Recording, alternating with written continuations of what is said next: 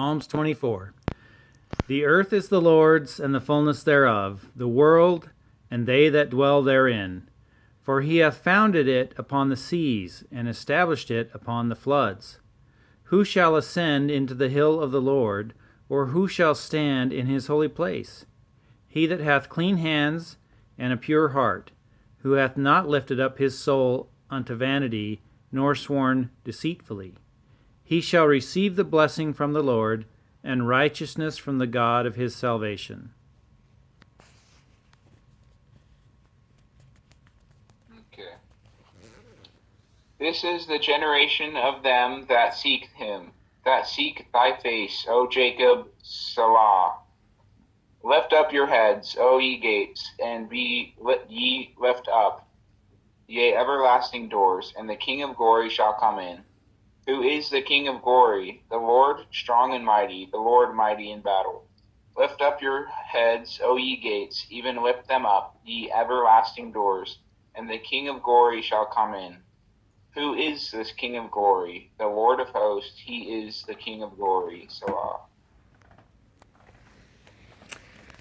Okay, while shepherds watch their flocks.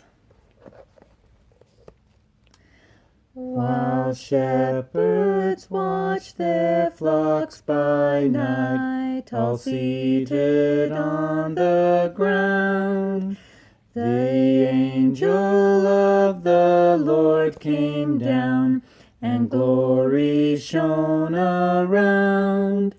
Fear not, said he, for mighty dread had seized their troubled mind. Glad tidings of great joy I bring to you and all mankind.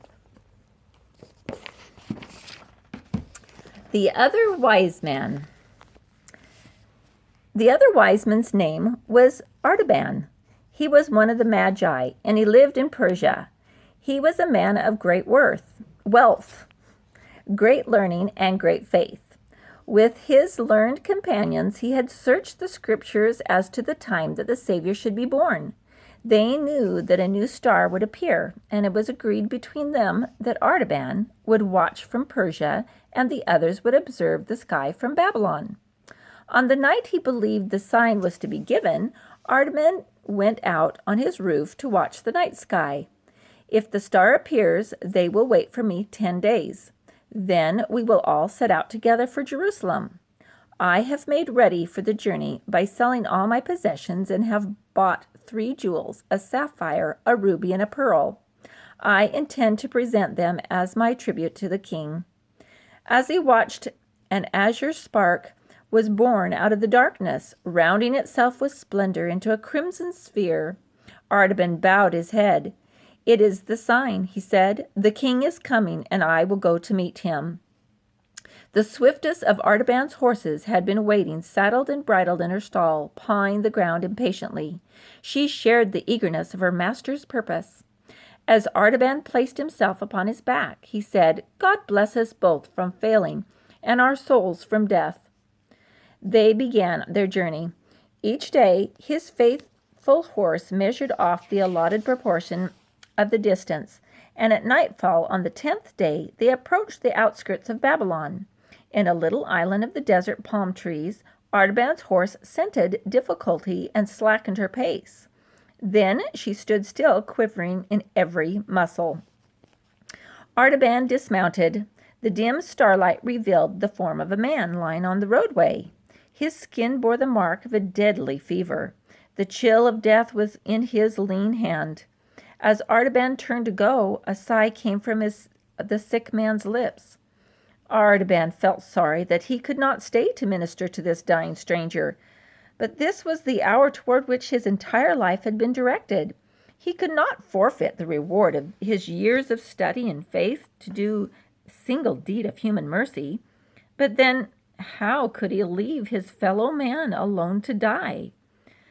Oh, God of truth and mercy, prayed Artaban, direct me in the path of wisdom which only thou knowest. Then he knew that he could not go on. The Magi were physicians as well as astronomers. He took off his robe and began his work of healing. Several hours later, the patient regained consciousness. Artaban gave him all that was left of his bread and wine. He left a portion of healing herbs and instructions for his care. Though Artaban rode with the greatest haste the rest of the way, it was after dawn that he arrived at the designated meeting place. His friends were nowhere to be seen. Finally, his eyes caught a piece of parchment arranged to attract his attention. It said, "We have waited till past midnight and can delay no longer. We go to find the king. Follow us across the desert." Artaban sat down in despair and covered his face with his hands. "How can I cross the desert with no food and with a spent horse? I must return to Babylon, sell my sapphire, and buy camels and provisions for the journey. I may never overtake my friends. Only the merciful God knows whether or not I shall lose my purpose because I tarried too long."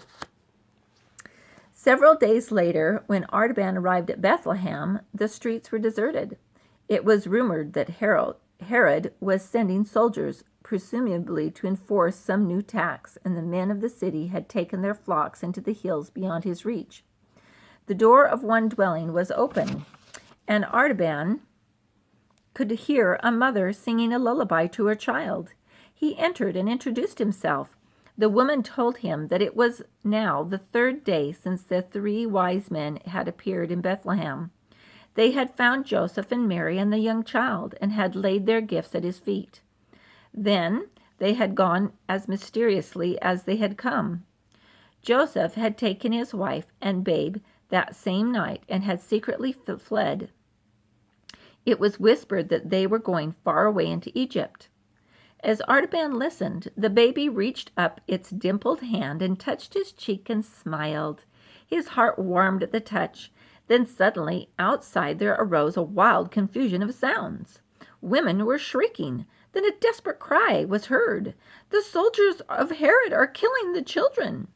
Artaban went to the doorway. A band of soldiers came hurrying down the street. The captain approached the door to thrust Artaban aside, but Artaban did not stir. His face was as calm as though they were still watching the stars. Finally, his outstretched hand revealed the giant ruby. He said, "I am waiting to give this jewel to the prudent captain who will go on his way and leave this house alone." The captain, amazed at the splendor of the gem, took it and said to his men, "March on. There are no children here." Then Artaban prayed, "O God, forgive me my sin. I have spent for men that which was meant for God. Shall I ever be worthy to see the face of the king?" But the voice of the woman weeping of joy in the shadows behind him said softly, "Thou hast saved the life of my little one. May the Lord bless thee and keep thee and give thee peace." Artaban, still following the king, went on into Egypt, seeking everywhere for the traces of the little family that had fled before him. For many years we follow Artaban in his search. We see him at the pyramids. We see him in Alexandria taking counsel with a Hebrew rabbi who told him to seek the king not among the rich but among the poor. He passed through the countries where famine lay heavy upon the land and the poor were crying for bread. He made his dwelling in the plague-stricken cities. He visited the oppressed and the afflicted in prisons. He searched the crowded slave markets. Though he found no one to worship, he found many to serve. As the years passed, he fed the hungry, he clothed the naked, he healed the sick, and he comforted the captive. 33 years had now passed away since Artaban began his search. His hair was white as snow. He knew his life's end was near, but he was still desperate with hope that he would find the king. He had come for the last time to Jerusalem. It was the season of the Passover, and the city was thronged with strangers. Artaban inquired where they were going. One answered, "We are going to the execution on Golgotha, outside the city walls. 2 robbers are to be crucified, and with them another called Jesus of Nazareth, a man who has done many wonderful works among the people. He claims to be the Son of God, and the priests and the elders have said that he must die." Pilate sent him to the cross.